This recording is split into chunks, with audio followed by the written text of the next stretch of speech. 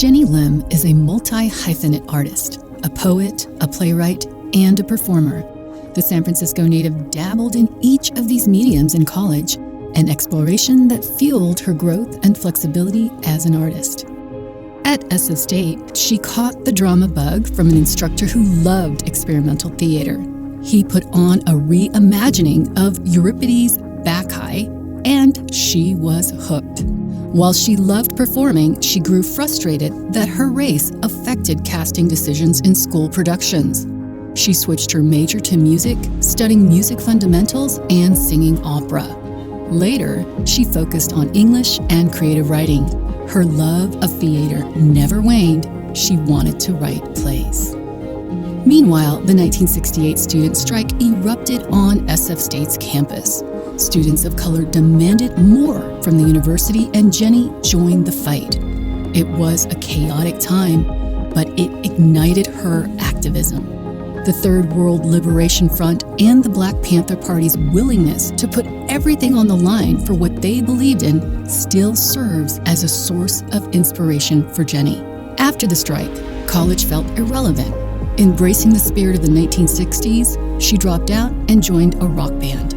She was the lead singer of The Glass Mountain. After the band split, she moved to New York City and enrolled in a journalism program at Columbia University.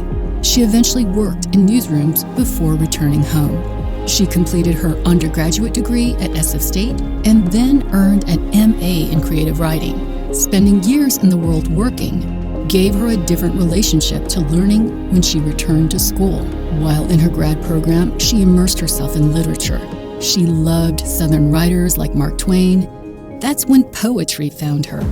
Her jumping from major to major finally felt cohesive. Grist for the mill, she says. After college, she wrote Paper Angels, an award-winning play based on poetry by immigrants at Angel Island.